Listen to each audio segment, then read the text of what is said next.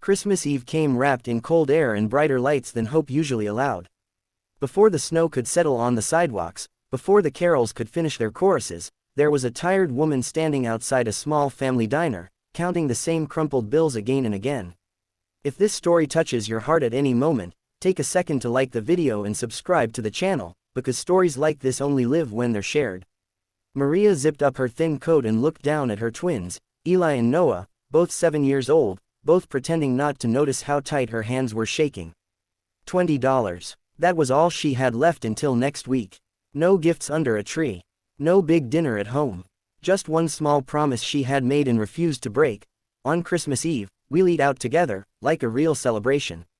The diner wasn't fancy. Faded booths, warm yellow bulbs, the smell of coffee and fried onions. But to the twins, it felt magical. Eli pressed his face to the window, eyes wide, while Noah bounced on his heels, asking if Santa knew where they were. Maria smiled, even though her chest hurt from holding everything in. Inside, the warmth wrapped around them. Maria chose the cheapest booth near the wall, already calculating prices in her head. She scanned the menu like it was a test she couldn't afford to fail. One shared plate, water, not soda, no dessert, just enough to feel like a memory. That's when the sound came. A deep, rumbling growl of motorcycles outside, loud enough to rattle the windows. Conversations in the diner slowed. Forks paused mid-air, heads turned. Through the glass, a line of heavy bikes pulled up, chrome gleaming under Christmas lights. Big men climbed off them, leather jackets marked with bold patches. The words, "Hell's Angels," were unmistakable. Maria's stomach tightened. She pulled the twins a little closer. Eli whispered, "Mom, are they bad guys?" "I don't know," she said softly. "Just eat and stay close to me." The bikers walked in, boots heavy against the floor. The room felt smaller somehow. A few people shifted uncomfortably. One man at the counter muttered something under his breath. The waitress hesitated, then forced a smile and showed them to a long table near the center. Maria tried to disappear into the booth. She focused on helping Noah with his napkin, pretending her heart wasn't racing. She had heard the stories everyone had. She didn't want trouble. She just wanted one quiet Christmas moment with her boys. The waitress came over. "What can I get you?" Maria swallowed. Could we share the chicken plate? And 3 waters, please." The waitress nodded kindly, but her eyes lingered on the twins, then on Maria's worn coat. Of course. As they waited, the diner slowly returned to its normal noise, but the presence of the bikers was impossible to ignore. Their laughter was loud, rough, but not cruel. They joked with each other, teased the waitress, ordered big meals without glancing at prices. Noah's eyes drifted toward them. "Mom, they have a lot of bikes." Maria nodded. "Yes, they do. Do you think Santa uses a bike?" Eli asked. She laughed despite herself. "Maybe. You never know." Their food arrived. The plate looked smaller than Maria had hoped, but the twins didn't complain. They ate carefully, like they understood this was something fragile.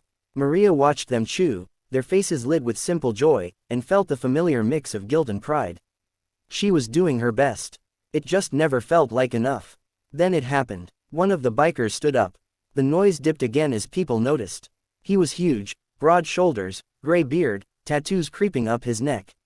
He looked around the room, eyes steady, then his gaze landed on Maria's table. She froze. He walked toward them. Every step felt like a countdown in Maria's head. She braced herself, ready to shield her children with her own body if she had to. He stopped beside their booth and smiled. Not a scary smile, not mocking, just warm. "Mind if I say hello?" he asked. Maria nodded slowly, her voice caught somewhere in her throat. He crouched slightly so he was eye level with the twins. "Hey there, you guys ready for Christmas?" Eli nodded eagerly. "Yes, sir." The man chuckled. "Sir makes me feel old. You can call me Jack." Noah looked at his jacket. "Are you a real angel?" The table nearby snorted with laughter. Jack's eyes softened. "Well, some folks might argue about that. But tonight, yeah, I'll take it." Maria finally found her voice. Is there something we can help you with?" Jack stood back up. "Actually, I was hoping I could help you." He gestured to the waitress. "Hey, sweetheart, whatever this family wants tonight, put it on our tab. And add dessert. The good stuff." Maria's eyes widened. "Oh no, you don't have to." Jack raised a hand gently. "It's Christmas Eve. Let us do this." The waitress smiled, relief and joy mixing in her eyes. "Of course. Maria felt something crack inside her chest. "Thank you," she whispered, tears already forming. Jack nodded, then reached into his pocket. He pulled out a small, folded envelope and placed it on the table. "This is for you." She didn't touch it. "I can't." "You can," he said firmly but kindly. "No strings. Just people helping people." The twins stared at the envelope like it was glowing. Jack turned to leave, then paused. "And hey, you're doing a good job, Mom."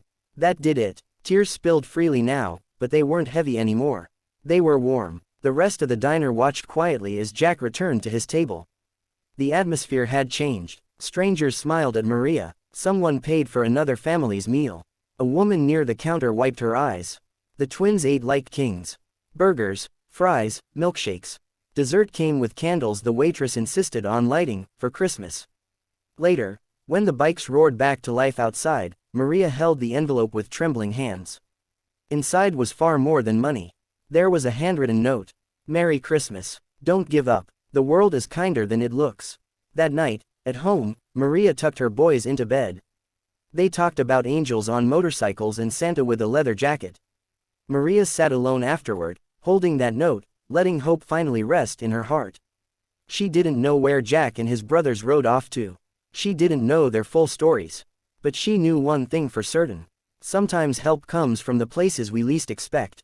Sometimes kindness wears leather. And sometimes, $20 and a brave promise are enough to open the door to a miracle. If this story reminded you to believe in people again, don't forget to like the video and subscribe to the channel. Because the next story might be the one someone out there needs tonight.